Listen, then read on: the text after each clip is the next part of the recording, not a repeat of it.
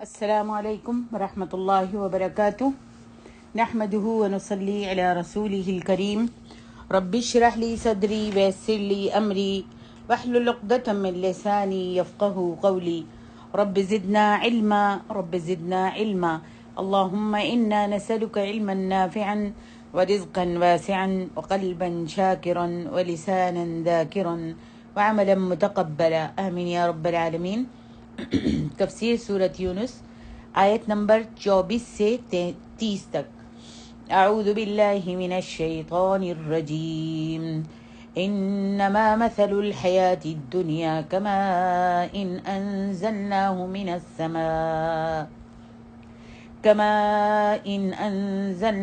من السماء فاختلط به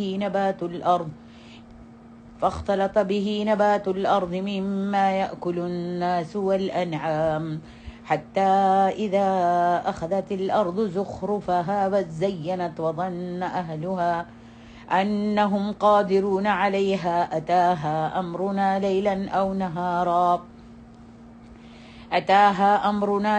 أو نهارا فجعلناها حصيدا كأن لم تغن بالأمس كذلك نفصل الآيات لقوم يتفكرون والله يدعو إلى دار السلام ويهدي من يشاء إلى صراط مستقيم للذين أحسنوا الحسنى وزيادة ولا يرهق وجوههم قتر ولا ذلة أولئك أصحاب الجنة هم فيها خالدون والذين كسبوا السيئات جزاء سيئة بمثلها وترهقهم ذلة ما لهم من الله من عاصم كأنما أغشيت وجوههم قطعا من الليل مظلما أولئك أصحاب النار هم فيها خالدون ويوم نحشرهم جميعا ثم نقول للذين أشركوا مكانكم أنتم وشركاؤكم فزيّلنا بينهم وقال شركاؤهم ما كنتم إيانا تعبدون فكفى بالله شهيدا بيننا وبينكم إن كنا عن عبادتكم لغافلين هنالك تبلو كل نفس ما أسلفت وردوا إلى الله مولاهم الحق وضل عنهم ما كانوا يفترون۔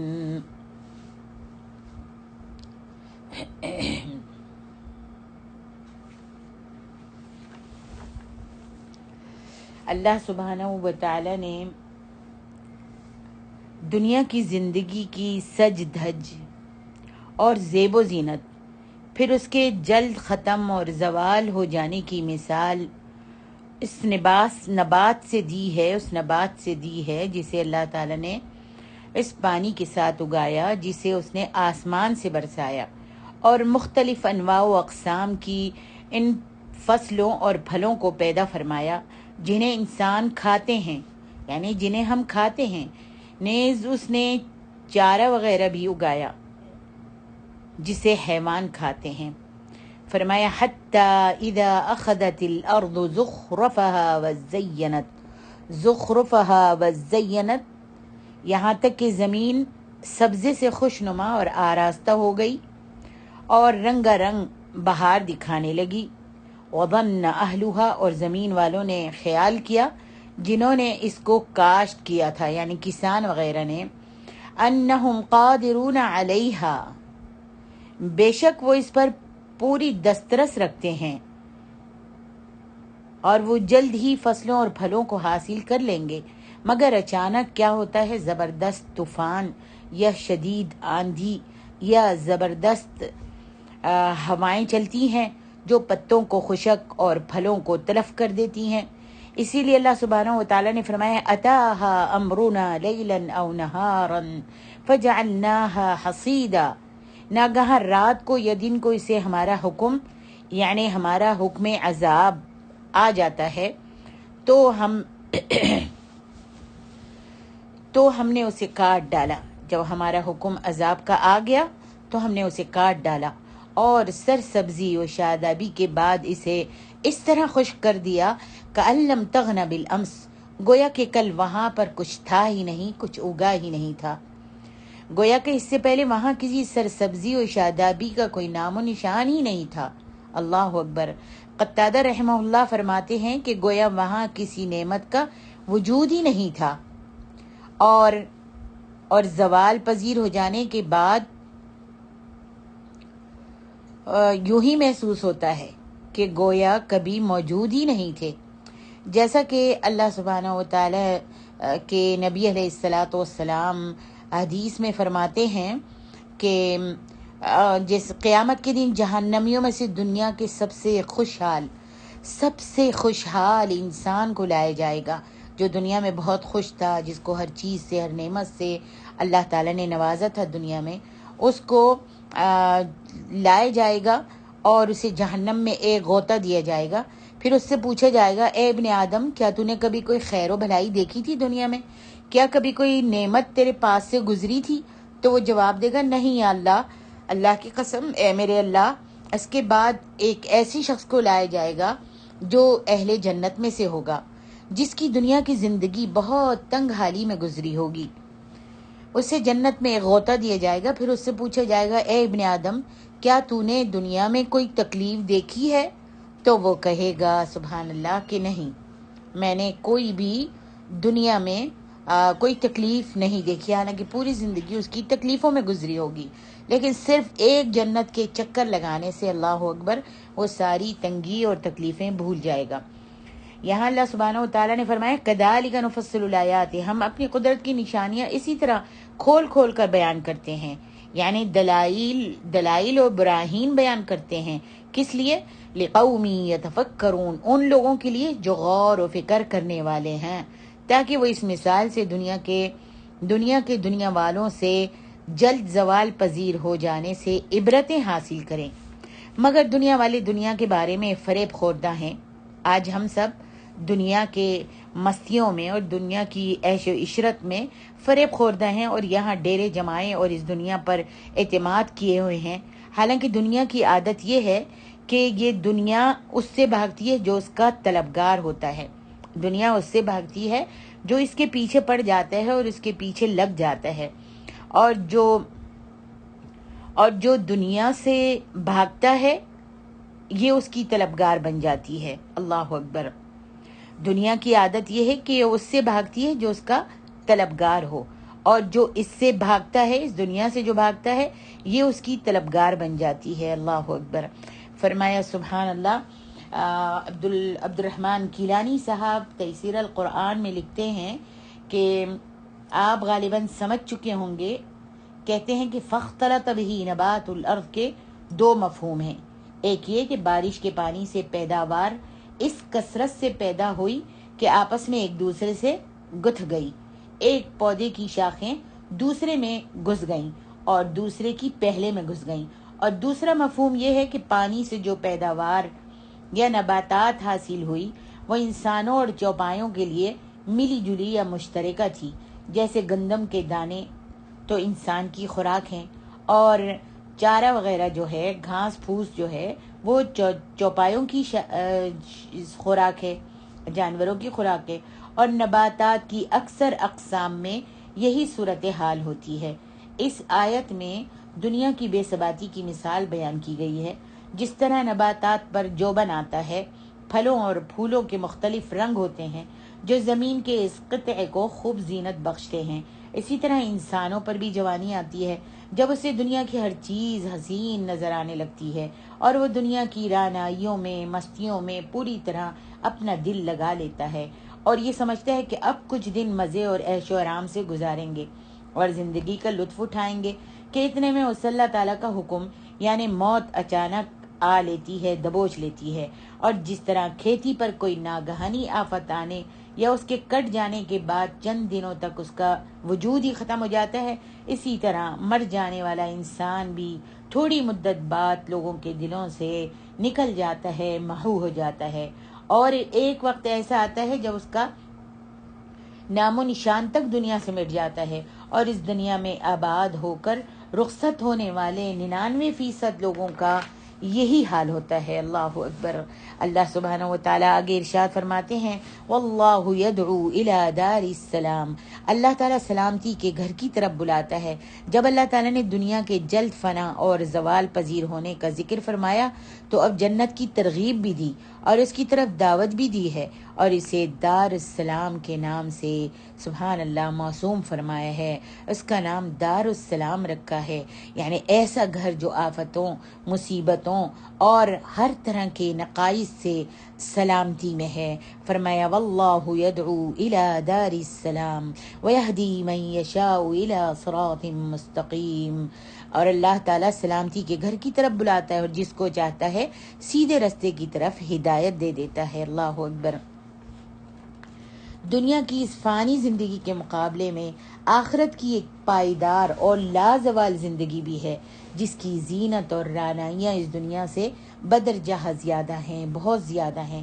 اللہ تعالیٰ تمہیں اسی سلامتی کے گھر کی طرف بلا رہا ہے جہاں کسی عرضی یا سماوی آفت کے پڑنے کا کوئی اندیشہ نہیں ہے، اور نہ ہی وہاں موت کا خطرہ ہے، اور وہاں تک پہنچنے کا راستہ بھی اللہ سبحانہ و تعالیٰ بتلا رہا ہے۔ لہذا دنیا کی پرفریب اور فانی زندگی پر مفتون نہ ہو جاؤ، اس کے پیچھے نہ لگ جاؤ۔ یہ دھوکے کا گھر ہے، اس کو لبیک مت کہو، بلکہ اللہ کی دعوت پر لبیک کہتے ہوئے اس ہر آفت سے محفوظ گھر کا قصد کرو، اور جہاں فرشتے بھی تمہارے لیے سلامتی کی دعا کریں گے، اور خود اللہ سبحانہ و تعالیٰ کی طرف سے بھی تحفہ سلام پہنچے گا۔ اللہ اکبر۔ آگے ارشاد ربانی ہے، للذین احسنوا الحسنى وزیادہ، للذین احسنوا الحسنى وزیادہ۔ یہاں پر اللہ سبحانہ و تعالیٰ نے اس آیت کریمہ میں فرمایا کہ جس نے دنیا کی زندگی میں ایمان اور عمل صالح کو اختیار کیا، نیک اعمال کیے، آخرت میں اس کے لیے الحسنہ خیر و بلائی ہوگی۔ اللہ اکبر۔ جیسا کہ اللہ سبحانہ و تعالیٰ سورۃ الرحمن میں فرماتے ہیں، هل جزاء الاحسان الا الاحسان، نیکی کا بدلہ نیکی کے سوا کچھ بھی نہیں ہے، وزیادہ اور بھی، یعنی اور مزید اور زیادہ، یعنی اعمال صالحہ کا ثواب 10 گنا سے لے کر 700 گنا تک، بلکہ اس سے بھی زیادہ عطا کیا جائے گا۔ اللہ اکبر۔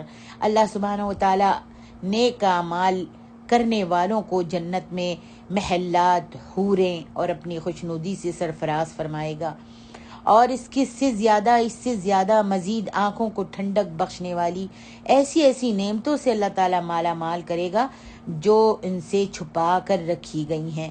جنت کی تمام نعمتوں سے سب سے افضل اور اعلیٰ نعمت جو ہے وہ دیدار الہی کی سعادت ہوگی۔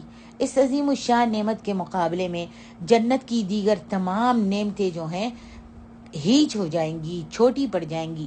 اہل جنت اپنے کسی عمل کی وجہ سے نہیں، بلکہ محض اللہ تعالیٰ کے فضل و کرم اور اس کی رحمت سے اس نعمت کے مستحق قرار پائیں گے۔ اللہ اکبر۔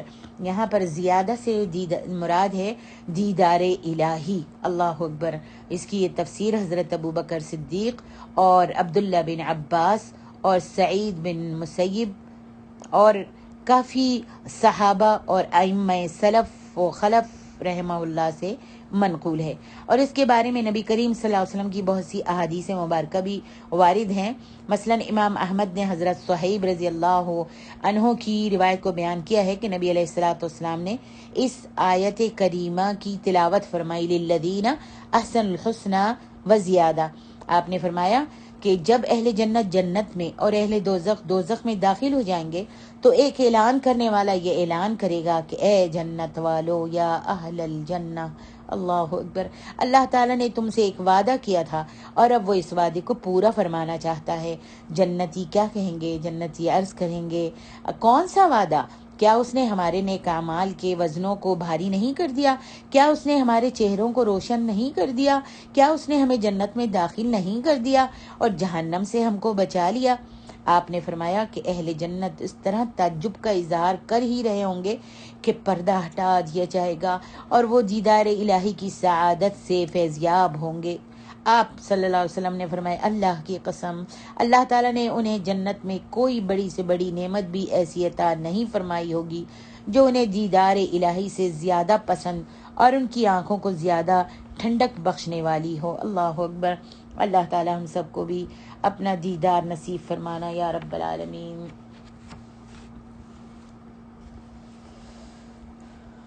اور اس کا ایک مطلب تو یہ ہے، اور دوسرا مطلب یہ ہے کہ نیکوکاروں کو صرف ان کے اعمال کا اچھا بدلہ ہی نہیں ملے گا بلکہ اللہ کے فضل و کرم سے اس سے بہت زیادہ ملے گا، اور یہ 10 گنا بھی ہو سکتا ہے، 700 گنا بھی، بلکہ اس سے زیادہ بھی، جبکہ بدکاروں کو اتنا ہی بدلہ دیا جائے گا جتنی برائی انہوں نے کی ہوگی۔ فرمایا وَلَا يَرْحَقُ وُجُوهُهُمْ وَلَا يَرْحَقُ وُجُوهَهُمْ قَتَرٌ وَلَا ذِلَّةٌ۔ اللہ اکبر۔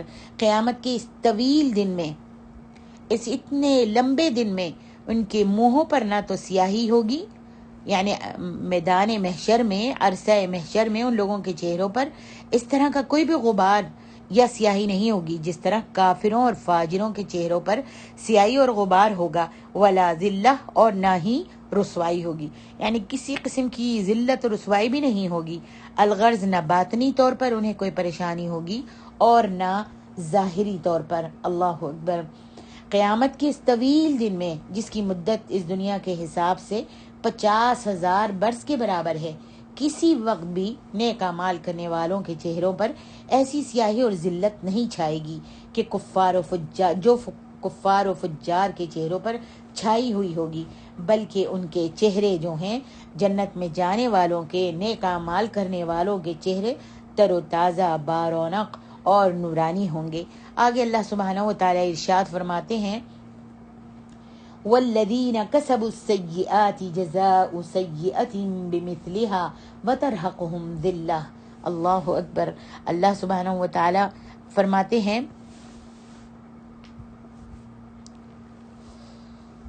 ان کے چہروں پر ذلت چھا جائے گی۔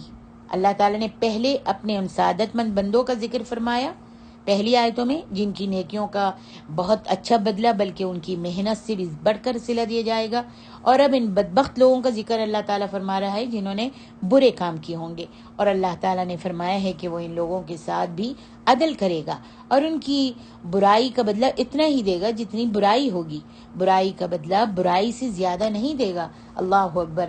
جیسا کہ نیکی کا بدلہ اللہ تعالیٰ 700 سے بھی زیادہ کر کے دے گا، لیکن برائی ایک برائی کی ہوگی تو اس کا بدلہ جو ہے ایک ہی اللہ تعالیٰ اس کو برائی کا بدلہ دے گا۔ وَتَرْحَقُهُمْ ذِلَّةٌ، اور ان کے چہروں پر ذلت چھا جائے گی ان کے اپنے گناہوں اور ان کی سزا کے خوف کی وجہ سے۔ اللہ اکبر۔ اللہ سبحانہ و تعالیٰ ہم سب کو محفوظ رکھے۔ فرمائیں کہ قیامت کے دن، اس طویل دن میں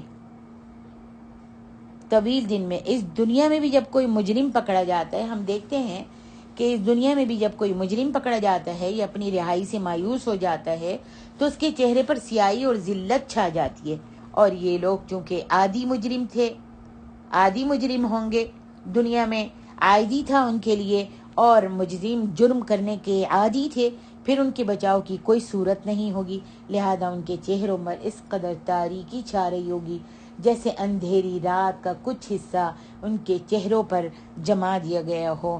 جیسا کہ فرمایا مَا لَهُم مِّنَ اللَّهِ مِنْ عَاصِمٍ، کوئی ان کو اللہ سے بچانے والا نہیں ہوگا۔ جیسا کہ اللہ تعالیٰ فرماتے ہیں سورۃ القیامہ میں یقول الانسان یومئذ این المفر کلا لا وزر الی ربک یومئذ المستقر۔ اس دن انسان کہے گا کہ اب کہاں بھاگ کر جائیں، ہرگز نہیں، اللہ تعالیٰ فرماتے کہیں پناہ نہیں ہے اس روز، پروردگار کے پاس ہی ٹھکانہ ہوگا۔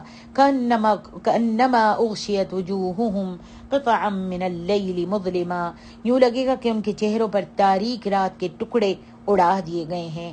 یہاں یہ بتایا جا رہا ہے کہ آخرت میں ان کے چہرے کالے سیاہ پڑ جائیں گے، جیسا کہ آپ نے سورۃ آل عمران میں پڑھا ہے یوم تبیض وجوہ وتسود وجوہ، جس دن بہت سے چہرے سفید ہوں گے، بہت سے چہرے سیاہ ہوں گے، تو جن لوگوں کے چہرے سیاہ ہوں گے ان سے اللہ تعالیٰ فرمائے گا کیا تم ایمان لا کر کافر ہو گئے تھے؟ تو اب اس کفر کے بدلے عذاب کے مزے چکھو. اور جن لوگوں کے چہرے سفید ہوں گے وہ اللہ کی رحمت کے باغوں میں ہوں گے اور ان میں ہمیشہ ہمیشہ رہیں گے. یا رب ہمیں بھی نصیب فرما دینا. وجوہ یومئذ مسفرہ، سورۃ عبس میں اللہ فرماتے ہیں ضاحکۃ مستبشرہ ووجوہ یومئذ علیہا غبرہ.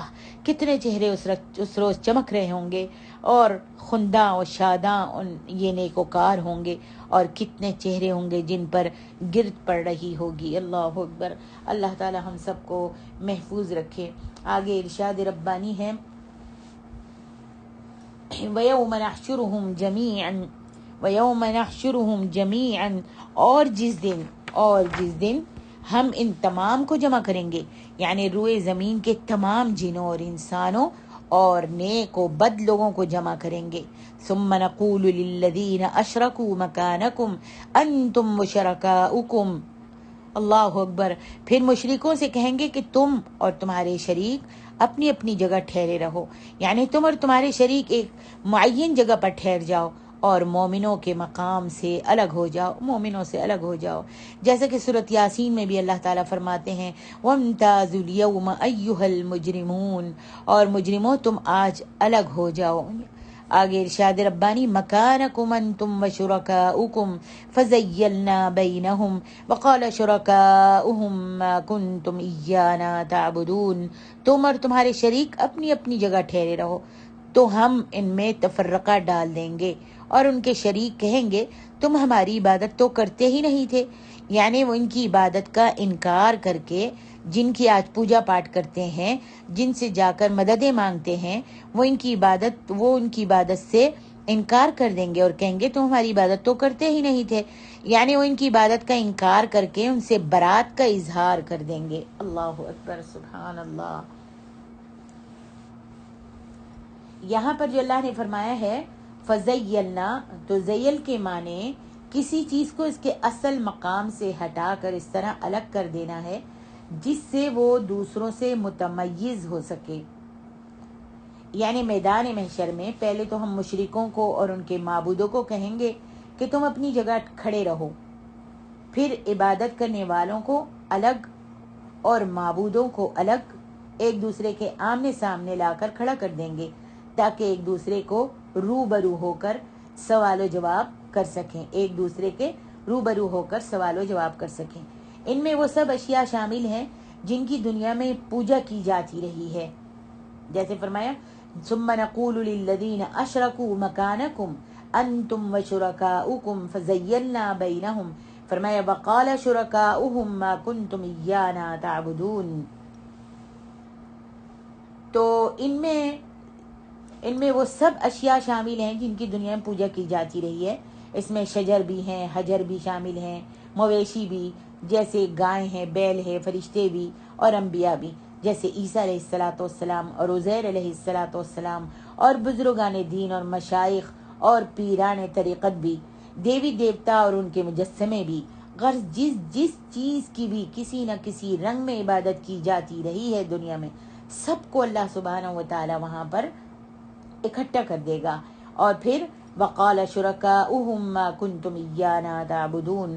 معبودوں میں کچھ ایسی اشیاء ہیں جو بے جان ہیں جیسے پتھر کے بت، اور کچھ بے زبان جیسے سورج، چاند، ستارے، سانپ اور بیل وغیرہ.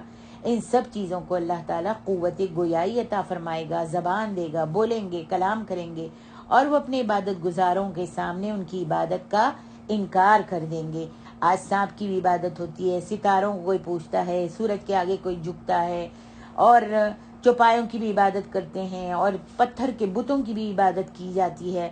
تو قیامت والے دن اللہ تعالیٰ ان سب کو گویائی دے گا اور وہ اپنے عبادت گزاروں کے سامنے ان کی عبادت کا انکار کر دیں گے، کیونکہ ان میں نہ جان ہوتی ہے اور نہ ہی عقل ہوتی ہے. وہ کیا جانے کہ عبادت کیا ہے اور شرک کیا ہے. لہذا وہ مکمل لا علمی ظاہر کرنے میں فی الواقع حق بجانب ہوں گے، سچے ہوں گے، رہے وہ معبود جو ذوی العقول سے تعلق رکھتے ہیں. مثلا فرشتے ہیں جو عقل رکھتے ہیں، جیسے فرشتے ہیں، انبیاء ہیں، اولیاء ہیں، جن کی غیر موجودگی میں ان کی عبادت کی جاتی رہی تھی. ان کے انکار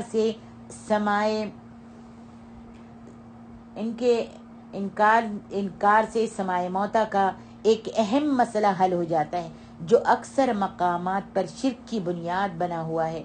قبر پرستی کا رواج محض اس غلط عقیدے کی وجہ سے پڑ گیا ہے کہ مردے سنتے ہیں۔ لوگ کہتے ہیں کہ مردے جو ہیں وہ سنتے ہیں۔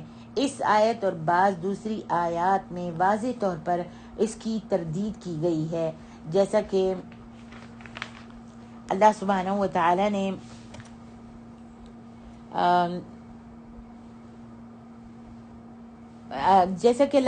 تعالی نے فرمایا ہے کہ وقال شرکاؤہم ما کنتم ایانا تعبدون فکفا باللہ شہیدا بیننا وبینکم۔ معبودان باطلہ کے بارے میں اللہ تعالیٰ فرماتے ہیں کہ جب ان کی عبادت کرنے والے ان کی عبادت کا دعویٰ کریں گے تو معبودان باطلہ انہیں یہ جواب دیں گے فکفا باللہ شہیدا بیننا وبینکم، ہمارے اور تمہارے درمیان اللہ ہی گواہ کافی ہے۔ یعنی ہمیں تو اس بات کا کوئی شعور اور علم ہی نہیں تھا کہ تم ہماری عبادت کرتے رہے، اور ہمارے اور تمہارے درمیان اللہ ہی گواہ ہے کہ ہم نے تمہیں کبھی بھی اس بات کی دعوت نہیں دی تھی۔ ہم نے نہیں کہا تھا کہ تم ہمیں پوجنا یا ہماری عبادت کرنا۔ ہم نے نہ کبھی تمہیں اس بات کا حکم دیا اور نہ ہم اس کو پسند ہی کرتے تھے۔ یہاں اللہ تعالیٰ نے فرمایا ہنالک تبلو کل نفس ما اسلفت، وہاں ہر شخص اپنے اعمال کی جو اس نے آگے بھیجے ہوں گے آزمائش کرے گا۔ یعنی روز قیامت حساب کے وقت ہر شخص پرکھ لے گا اور جان لے گا کہ اس نے کون سے اچھے یا برے اعمال کیے تھے، اعمال کر کے آگے بھیجے تھے، جیسا کہ اللہ سبحانہ و تعالیٰ سورۃ الطارق میں فرماتے ہیں یوم تبلی السرائر، جس دن دلوں کے بھید جانچے جائیں گے، اور فرمائے ینبأ الانسان یومئذ بما قدم واخر۔ سورۃ القیامہ میں اللہ فرماتے اس دن انسان کو جو عمل اس نے آگے بھیجے اور جو پیچھے چھوڑے ہوں گے سب بتا دیے جائیں گے۔ اللہ اکبر، اللہ اکبر۔ جیسا کہ اللہ تعالیٰ سورۃ بنی اسرائیل میں بھی فرماتے ہیں وَنُخْرِجُ لَهُ يَوْمَ الْقِيَامَةِ كِتَابًا يَلْقَاهُ مَنْشُورًا اقْرَأْ كِتَابَكَ كَفَى بِنَفْسِكَ الْيَوْمَ عَلَيْكَ حَسِيبًا۔ اور قیامت کے دن وہ کتاب اسے نکال دکھائیں گے جو اس کا اعمال نامہ ہے، جو اس کے رجسٹر ہیں، جو کرامن کاتبین لکھتے چلے آئے ہوں گے، وہ ساری کتابیں نکال کر ان کو دکھائیں گے، جسے وہ کھلا ہوا پائیں گے، اور ان سے کہا جائے گا لو اقرأ کتابک، اپنی کتاب پڑھ لو۔ تو آج اپنا آپ ہی اپنے آپ کا محاسبہ کر سکتا ہے۔ وردوا الی اللہ مولاہم الحق، اور وہ اللہ کی طرف لوٹائے جائیں گے جو ان کا حقیقی مالک ہے، یعنی ان کے تمام امور اللہ تعالیٰ حاکم و عادل کی طرف لوٹا دیے جائیں گے، اور وہ ان میں فیصلے فرمائے گا، اور اس فیصلے کے نتیجے میں اہل جنت کو جنت میں اور اہل دوزخ کو دوزخ میں پہنچا دیا جائے گا۔ وضل عنہم ما كانوا یفترون، اور جو کچھ وہ بہتان باندھا کرتے تھے سب ان سے جاتا رہے گا۔ یعنی مشرکین اللہ تعالیٰ پر جو جھوٹ باندھتے تھے، افترا باندھتے تھے، اس کے سوا جن کی پوجا کرتے تھے، وہ سب ان پوجا کرنے والوں سے لا تعلق ہو کر چلتے بنیں گے۔ اللہ اکبر۔ یہ معبود ہمارے حاجت روا اور مشکل کشا ہیں۔ ہم جہاں کہیں سے بھی، جیسے کہ مشرک جو ہیں اپنے غلط عقائد کی بنا پر اپنے معبودوں کی پرستش کرتے ہیں اور کہتے ہیں یہ معبود ہمارے حاجت روا اور مشکل کشا ہیں۔ ہم جہاں کہیں سے ان کو پکاریں، جہاں کہیں سے بھی ان کو پکاریں، وہ ہماری بات کو سنتے ہیں اور فریاد کو بھی پہنچتے ہیں۔ اللہ ہماری بات نہیں سنتا نا؟ ہمارے یہ معبود کتنا پکارا رات دن تو اللہ سے دعائیں کرتی ہوں، مانگتی رہتی ہوں، لیکن اللہ تو میری بات کو، میری دعا کو سن ہی نہیں رہا۔ تو ہمارے یہ معبود درمیان میں واسطے کا کام دیتے ہیں۔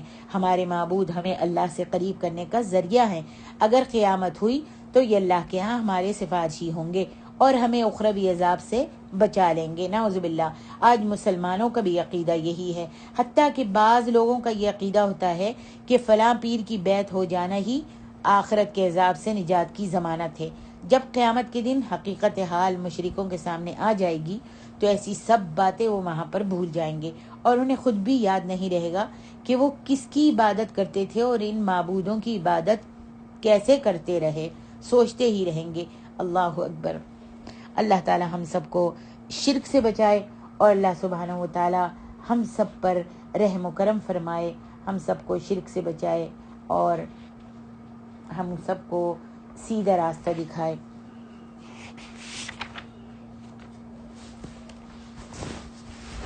آگے ارشاد ربانی ہے قل من یرزقکم من السماء والارض. میرا خیال آپ سب کا سبق جو ہے وہ پورا ہو گیا ہے. سبحانک اللہم و بحمدک اشہد ان لا الہ الا انت استغفرک و اتوب الیک.